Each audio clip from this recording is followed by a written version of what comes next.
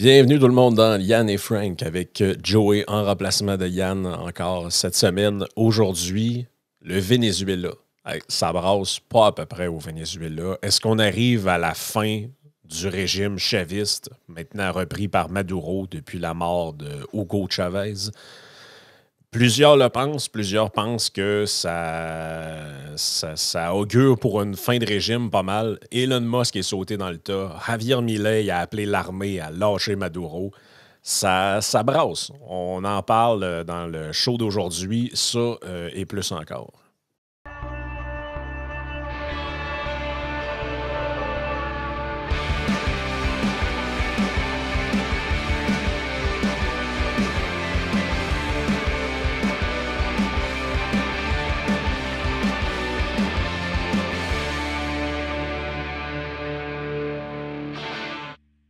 Écoute, je pense que pour bien comprendre ce qui se passe au Venezuela, il faut toujours partir du principe que le Venezuela était de loin le pays le plus riche d'Amérique.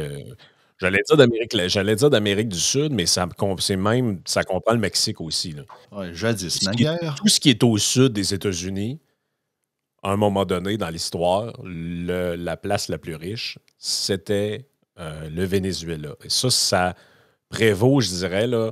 Ben, il y a un petit graphique ici que je vais mettre pendant que. Il y en existe plusieurs, là. Vous pouvez trouver ça assez facilement sur les réseaux sociaux, mais quand on se promène, on voit plusieurs graphiques de ce type-là. Je le fais jouer pendant qu'on parle. Il n'y a pas de son, c'est normal. Mais ce qu'on voit, c'est l'évolution de la richesse et du classement des pays selon leur richesse. Et là, vous voyez là, que l'année 90, le Venezuela est encore bien positionné, là, mais là, ça se met à dégringoler très rapidement. Là. Et là, au milieu des années 2010, là, le Oh, Venezuela commence à être extrêmement mal positionné, là. Alors qu'il était le pays le plus riche à la fin des années 70, début des années 80 en Amérique latine.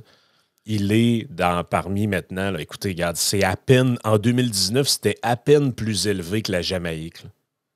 La Jamaïque, si vous êtes déjà allé en vacances là, c'est pas riche-riche, là. C'est vraiment pas riche-riche, là. Même le Guatemala est plus riche que le Venezuela aujourd'hui. Puis là, on parle de. Tu sais, il y a une fameuse histoire qui dit que dans les années 80, il y avait un vol direct Paris-Caracas.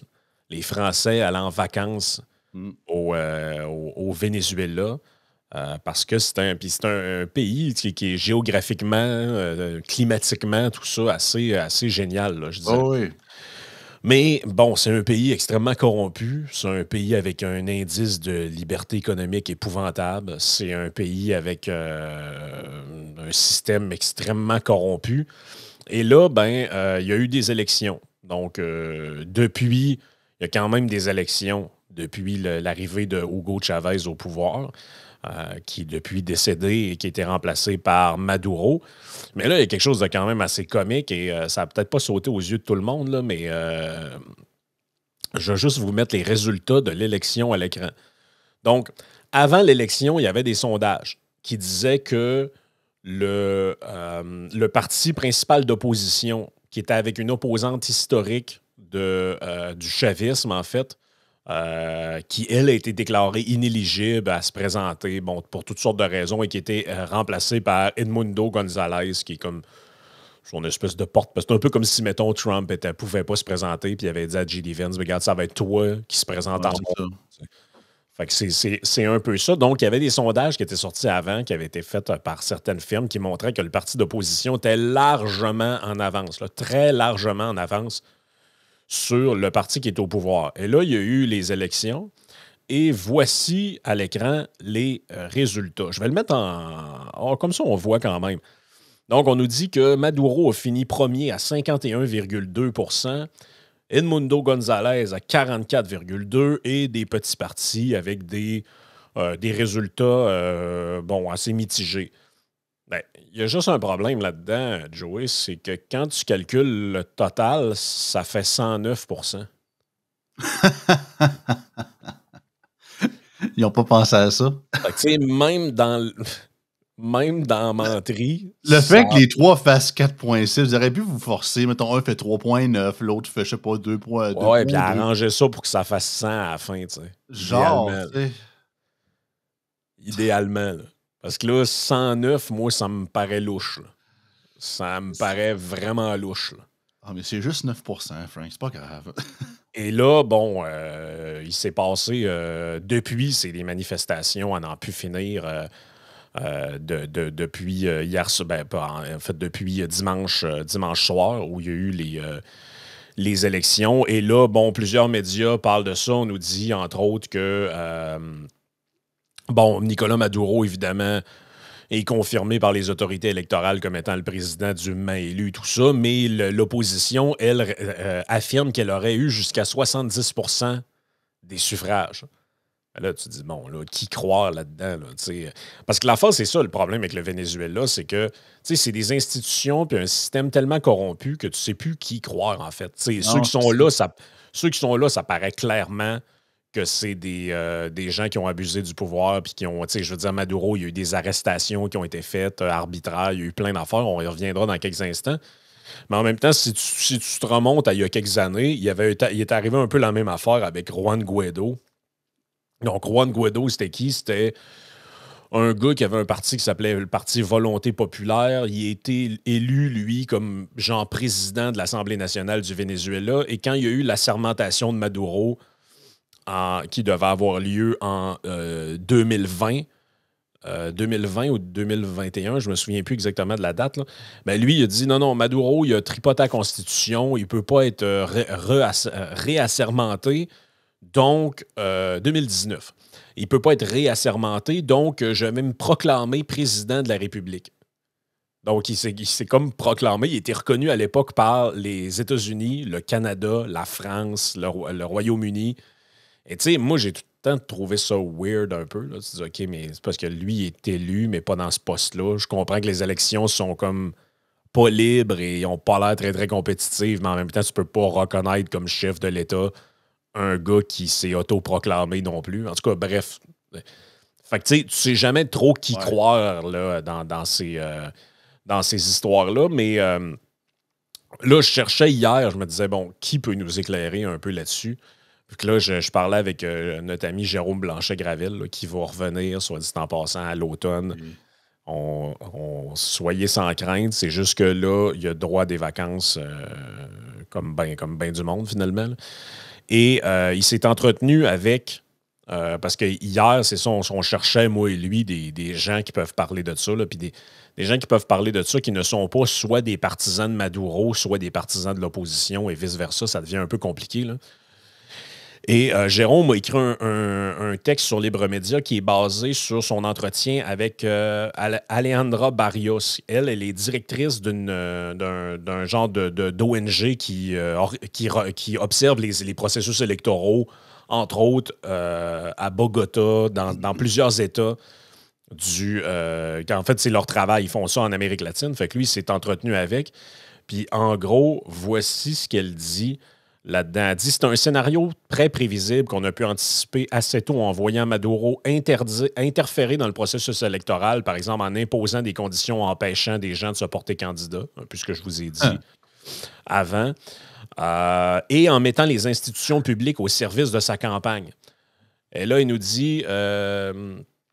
elle a dit que son organisation n'a pas pu entrer à Caracas. On lui a refusé l'entrée alors que c'est une organisation civile qui ne fait que observer comment les élections fonctionnent dans les pays. Et là, elle dit, premièrement, on a un manque d'information et de transparence criant. Où sont les données pouvant valider les résultats électoraux? Deuxièmement, il y a eu un grave problème de sélection des candidats avec la répression des opposants, des détentions arbitraires, des interdictions de rassemblement.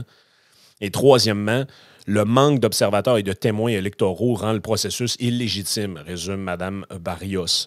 Et là, elle dit maintenant que qu'elle prévoit une escalade. Le régime va se cramponner, va taper sur les manifestants. Et là, elle nous rappelle une stat là-dedans qui est quand même assez intense. Là. Depuis son arrivée au pouvoir en 2013, donc Maduro, suite au décès de Chavez, 7,7 millions de citoyens ont pris l'exil Donc, ont quitté le pays en raison de l'hyperinflation, du chômage, la dégradation du climat politique, etc., etc. Donc, c'est un pays qui va très mal. Très, très mal. Non, c'est malade à quel point. J'essaie de trouver le niveau d'inflation. Estimate to be around, en tout cas 2024-2025, c'est 150% d'inflation. Selon Statistica. Non, c'est quand même assez incroyable. Et là, ben, c'est ça, la leader, la vraie leader, en fait, qui utilisait comme porte-parole Edmundo González, qui est Maria Machado, elle, c'est ça, elle revendique carrément la victoire Elle revendique la victoire à cette élection-là. Et là, quand tu regardes les images, man, c'est complètement capoté. Là. Elon Musk saute dans le tas en disant J'ai son tweet ici. If the military support the will of the people, it's over for Maduro. Et là, tu vois. Puis il avait appelé à voter justement pour la candidate femme, justement, également aussi. De l'autre côté l'autre côté, dans les plus saucés que je suis quand même si je suis pas d'accord avec eux autres, là, on dit que c'est ça, c'est des manifestants sionistes backés par la CIA qui veulent mettre dehors le régime officiel de Maduro. Je suis comme, ouais. C'est un régime de marde. C'est un pays de marde avec des conditions de marde. Là. On viendra peut-être au témoignage d'Anaïda Poliev tantôt, là, la femme de Pierre Poliev, qui est une Vénézuélienne d'origine. Elle en a long à dire sur ce régime-là. Donc, voici quelques images des protestations en cours.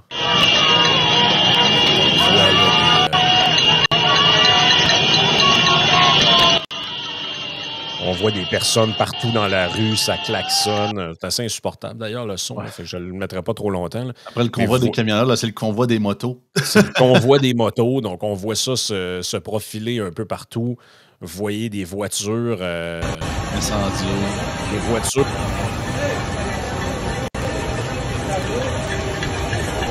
Des manifestations partout dans le pays là, qui commencent. On voit le convoi à cheval qui arrive. C'est quand même épique pareil.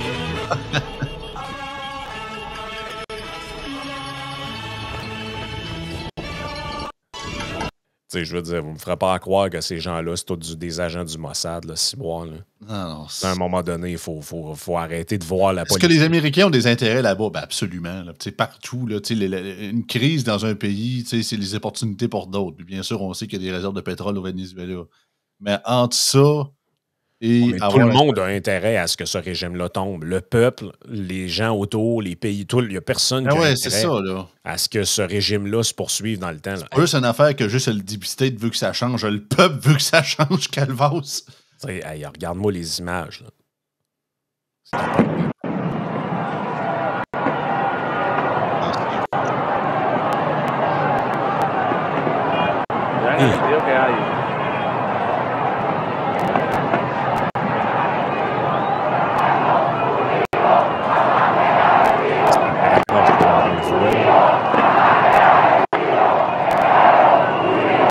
C'est des marées humaines. Là. Ah ouais, vraiment.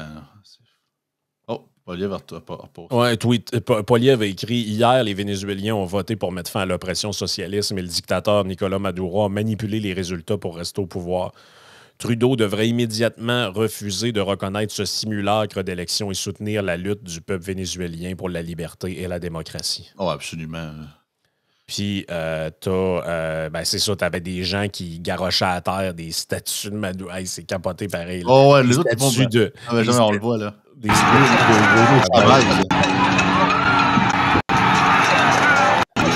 avec le monde qui crie, là. Tu sais, je veux dire, ça, il y a quelque chose de... Qu'on soit pour ou contre, là-dedans, il y a quelque chose d'organique, là.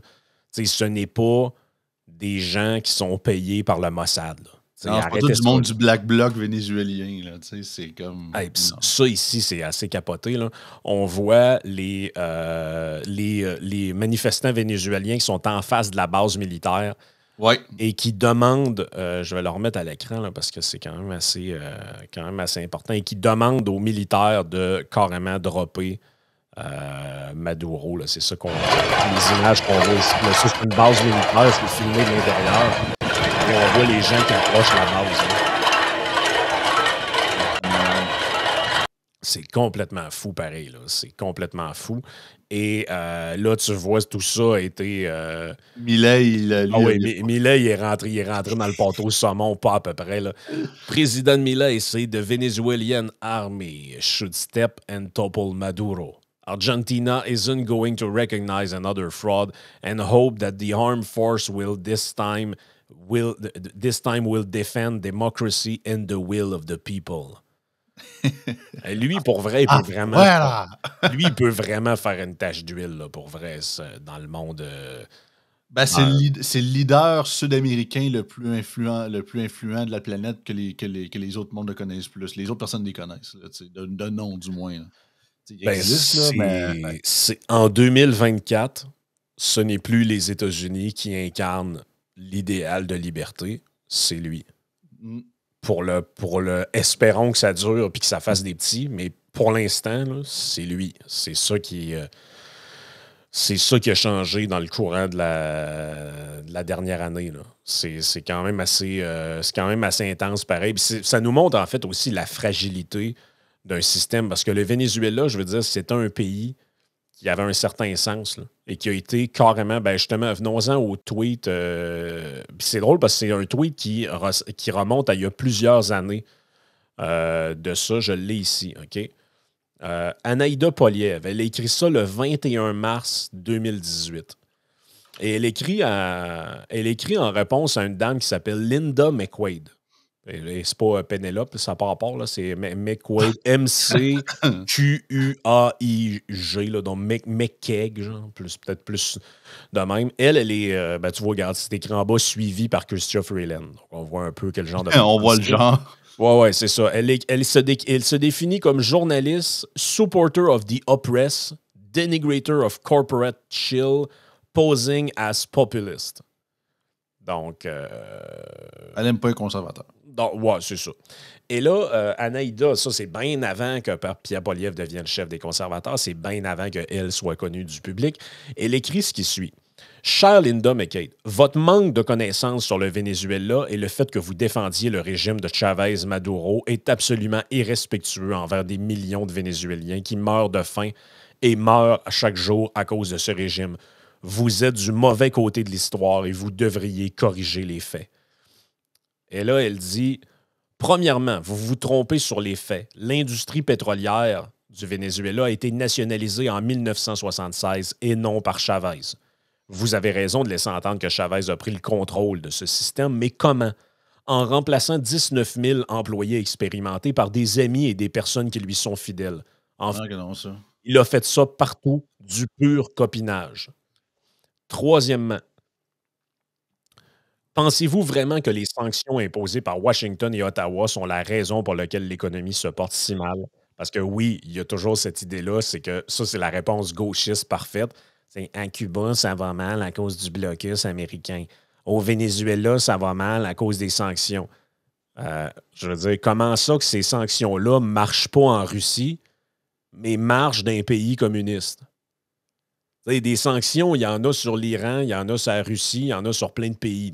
Comment ça qu'elle empêche les pays de se développer puis elle les condamne à la pauvreté juste quand ils sont communistes? Il y a comme quelque chose là-dedans à réfléchir. Là.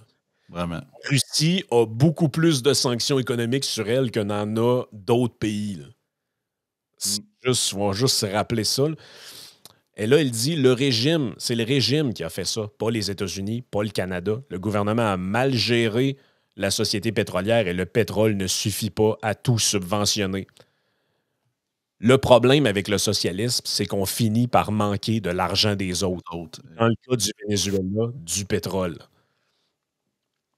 Le gouvernement pense qu'il peut avoir une économie en disant simplement qu'il en a une et en imprimant autant d'argent qu'il le souhaite sans impacter l'inflation et la dévaluation de sa monnaie. L'inflation devrait atteindre 13 000 d'ici la fin de l'année. C'est complètement fou, là. Attends un petit peu, c'est parce que là, je vous les traduis en même temps pour que ce soit plus facile à lire. Chavez et Maduro ont effrayé les investissements étrangers. Le Venezuela ne produit plus rien. Il manque de tout. Les Vénézuéliens vivent une crise humanitaire provoquée par ce régime. Tout le monde est impacté. Ce n'est pas une guerre de classe. Parce qu'en gros, elle a disait, mais c'est à cause du capitalisme, les riches, les pauvres. Mais oui, c'est à cause du... Le Venezuela est dans la marde, c'est de la faute du capitalisme. Ils sont incroyables, ces gens-là, pareil. Des gens meurent de faim. Les Vénézuéliens perdent en moyenne 19 livres en raison des pénuries nationales. Les bébés meurent à un rythme alarmant en raison de pénuries chroniques de médicaments. Et il y a plus de 340 prisonniers politiques. Pendant une courte période, mon oncle en fut un. Parce que, rappelons-le, Anaïda Poliev vient de ce pays-là précisément. Donc, sa famille a connu ce régime-là. Comment osez-vous défendre le régime Chavez-Maduro? Tout est confortable dans un appartement chaleureux et confortable quelque part à Toronto. Comment avez-vous apprécié votre petit déjeuner ce matin? Tu manques de papier de toilette? Ne t'inquiète pas, Shoppers vous couvre. La file d'attente ne devrait pas être trop mauvaise s'il y en a une. Chavez est en fait issu de racines modestes. Et là, il cite le tweet. N'est-ce pas? Alors expliquez-moi pourquoi avoir été politicien pendant la majeure partie de sa vie, il est mort millionnaire. Pourquoi sa fille est-elle la femme la plus riche du Venezuela? Vous pouvez la suivre sur Twitter et la voir voler à travers le monde. Les plus grands capitalistes sont les chefs communistes. Elle ne veut pas vivre dans un Venezuela pauvre et dangereux où le taux d'homicide est de 91,8 par 100 000. Les États-Unis sont de 5 par 100 000. 28 000 morts violentes signalées en 2016. Non, elle ne veut pas être là. Mais n'oublions pas que son père, votre soi-disant leader charismatique, a quitté le Venezuela de cette façon. Si vous croyez vraiment ce que vous avez écrit et si vous pensez vraiment que le Canada est si mauvais pour avoir puni cet horrible régime qu'il se trompe, je vous suggère d'emporter vos affaires avec un aller simple pour Caracas. Oh, et n'oubliez pas d'apporter votre papier de toilette. C'est bon. Et là, elle faisait référence, parce qu'à la fin, elle plug l'article auquel elle répond, de l'époque, qui est cet article-là, qui s'appelle... C'est incroyable. Ils ont défendu ce régime de marde-là dans les médias mainstream. Là. Canada on wrong side of Venezuelan conflict. Ça n'a pas d'allure. Hein. Et là, ça a été publié dans le Toronto Star, la columniste Linda McKeag, qui écrivait que Venezuela, c'est incroyable. On devrait supporter ce régime-là. C'est incroyable, pareil. C'est juste incroyable. Pour la mémoire, il faut se souvenir. Mais écoutez, c'est extrêmement compliqué ce qui se passe au Venezuela. Je veux dire, est-ce que moi, je pense qu'on peut se fier aux gens d'opposition qui sont là? C'est l'Amérique latine. Ouais, je veux dire, peu importe qui tu vas élire là-bas, le pourcentage de chances qu'on soit dans la corruption, ça revient un peu à ce que Geloso dit souvent, c'est la qualité des institutions.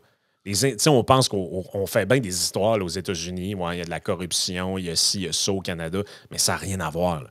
En Amérique du Sud, c'est genre, tel gars, il est contre le régime, il a disparu.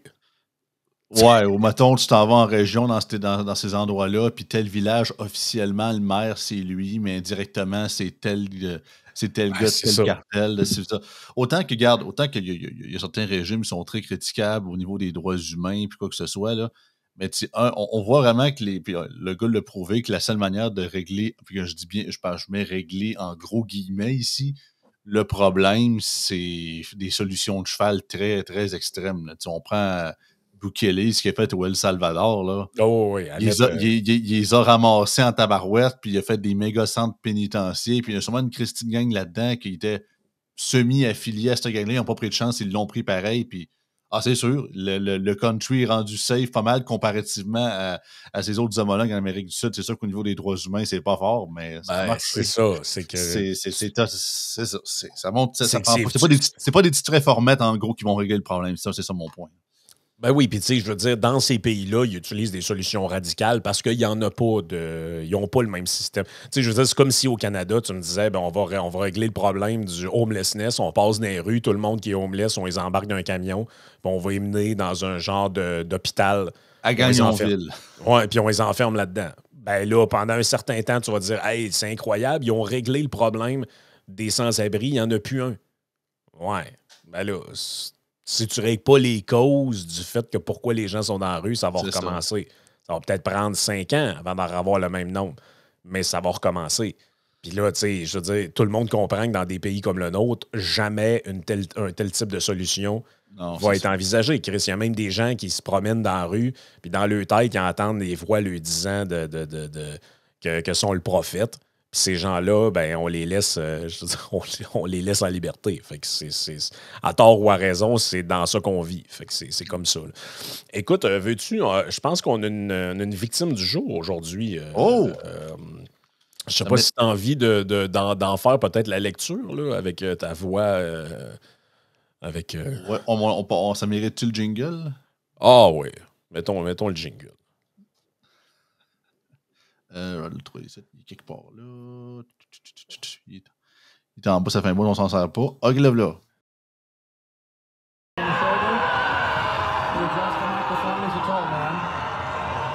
There's so much potential for beauty and for devastation.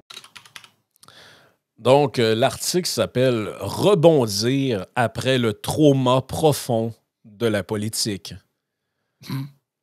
Donc, c'est ça. Je ne sais pas si tu l'as sous la main, mais je te laisse... Peux-tu me l'envoyer dans notre chat? Je vais t'envoyer le lien. Je vais te l'envoyer dans le chat. C'est un article, ma foi, assez fabuleux.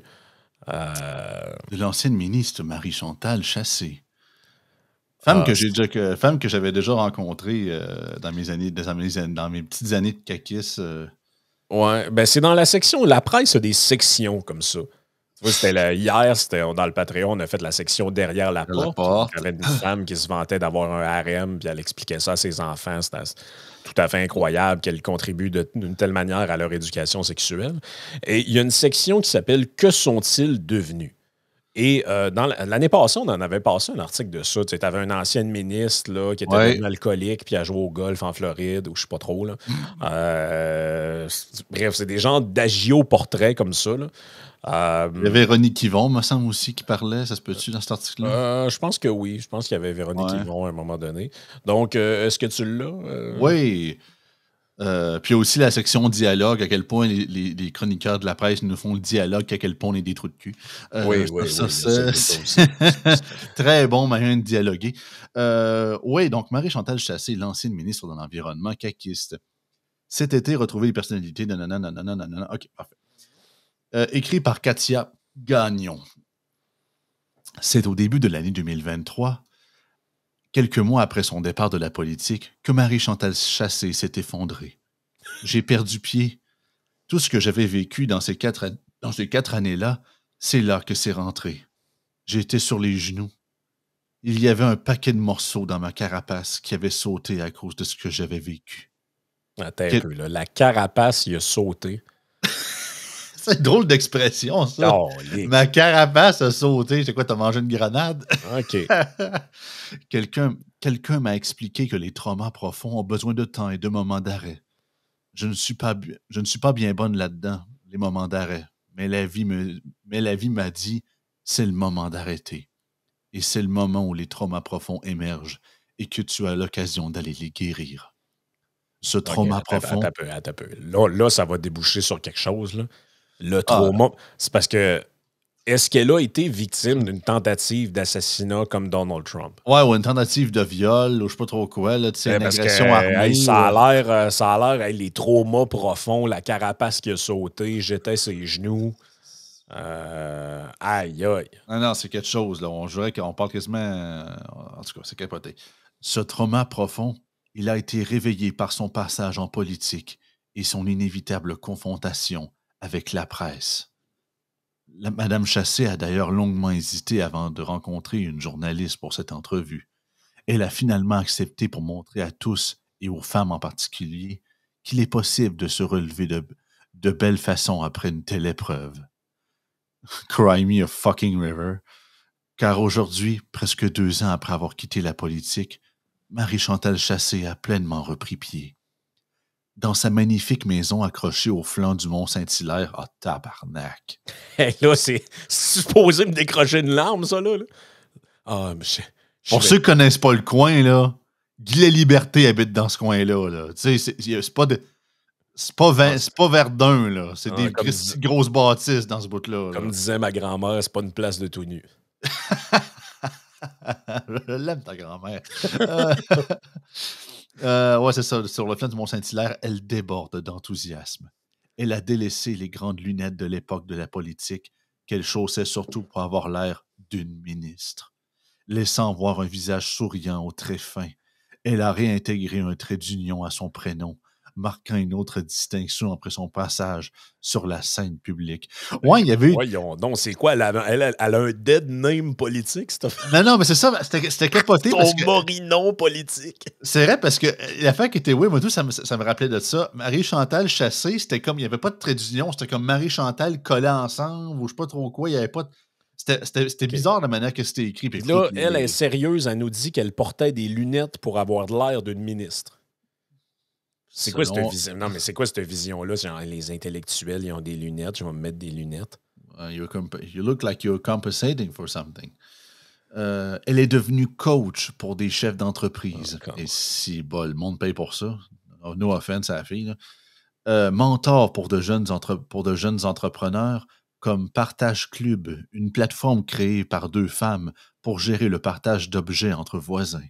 Elle siège aussi au sein de plusieurs organisations de l'industrie culturelle, notamment l'organisme Humour et Innovation, qui vise à propulser le talent québécois à l'international. Bon, l'auto-promo est faite, là, mais Chris, on va-tu savoir c'est quoi le trauma là, qui l'a mis à genoux, la carapace a sauté? Puis, je pense qu'on s'en va là-dedans. Là. Okay. Écho d'intimidation. S'il n'en avait tenu qu'à elle, son parcours politique se serait déroulé d'une toute autre façon, relate-t-elle. Après son élection, elle avait écrit une lettre à François Legault.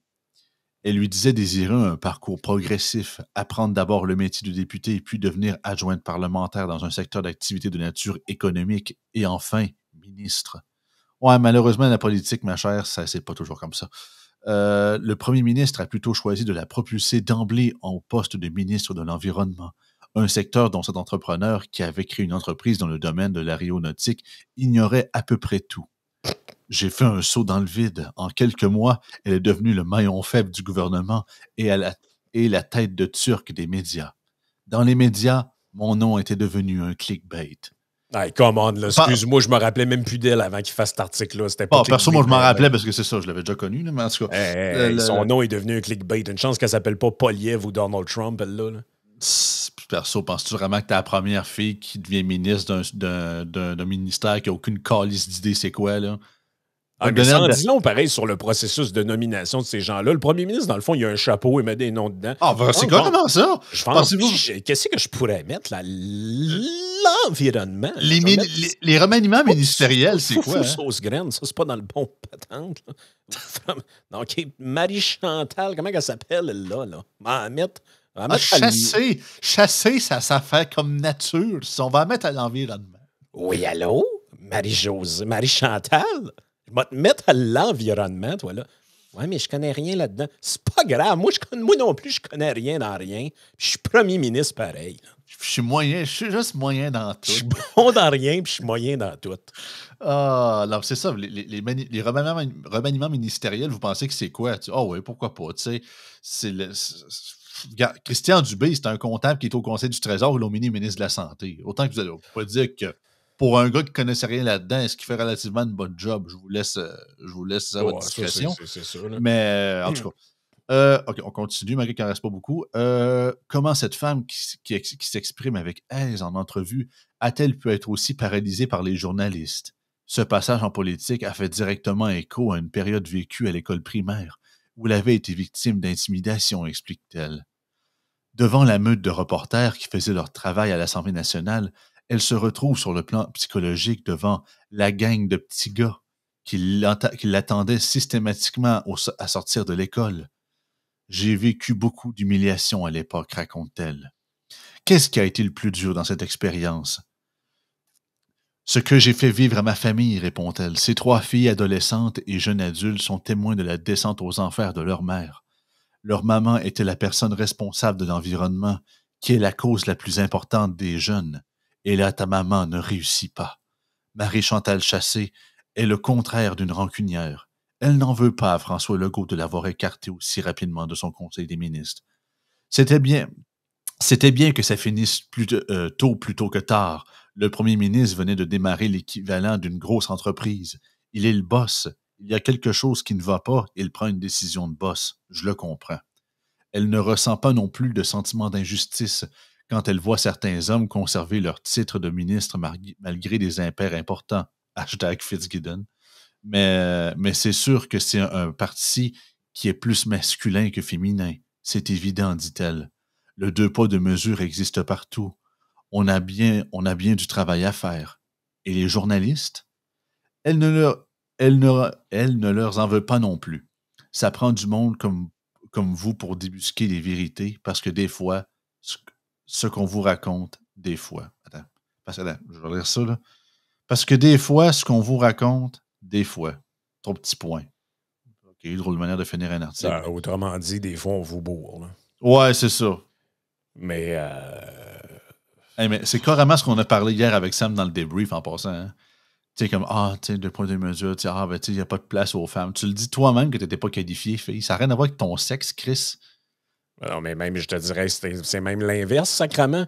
Elle vient de dire elle-même, elle n'est pas qualifiée, elle connaissait rien. Ben, Pourquoi tu penses qu'ils l'ont jacké dans ce poste-là?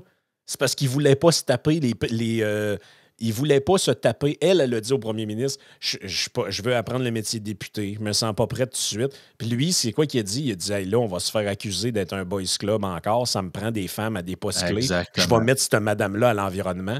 Puis là, c'est quoi qu'elle est en train de nous dire? Elle est en train de nous dire, je connaissais rien là-dedans, je répondais n'importe quoi, puis j'étais tellement pas à ma place là, que quand je voyais les journalistes me poser des questions, là, j'avais des PTSD de mon enfance là, avec des flashbacks des garçons qui m'intimidaient à l'école. Puis elle dit d'un côté, je blâme pas le PM de m'avoir mis de côté, mais de l'autre, elle dit que c'est un 2 poids 2 mesures, puis il y a du travail encore à faire pour les femmes. Elle dit, c'est de toi, il fait c'est un ou l'autre. Là. Ouais, tu voulais-tu rester là ou tu voulais pas rester là? C'est ça, t'es pas compétente ou tu l'es ou tu l'es pas. Là. Aïe, ouf! Ben, c'est ça aussi, puis regarde, je peux vous le dire indirectement, mais même des partis politiques, c'est comme certains conservateurs... il y a une pression indirecte de vouloir présenter des femmes pour justement pas se faire bâcher par les médias d'être un boys club, même si certaines candidatures sont moins compétentes que d'autres. C'est comme genre, aujourd'hui, si t'as pas un minimum de entre 40 ou 50% sur les 125 qui se présentent comme des femmes, t'es vu comme une partie arriérée. Alors que tu prends le monde qui se présente, tu peux pas y forcer, si bon. Ah. Non, c'est n'importe quoi. Là. C'est n'importe quoi. Écoute, on va passer à la partie Patreon. On a du stock en masse. On a un professeur complètement saucé en environnement qui s'est exprimé hier à Radio-Canada Montréal. On va commencer avec ça. On a du Télé-Québec saucé à l'os qui fait un sketch sur le racisme, évidemment. C'est toujours les mêmes thèmes. Là. C'est tellement original, pareil. Et on a aussi du Kim Chose, là, Kim Lizotte. Là. Elle est en train de sauter un gasket bien raide. Là, vous n'avez pas le droit de parler en mal de Kamala, là, parce que là, je vais péter un plomb, OK? Là. Fait qu'on s'en va sur le Patreon. Il manque pas de stock, les amis. Fait que joignez-vous à nous. Vous avez encore un essai gratuit, patreon.com/iSénéchal.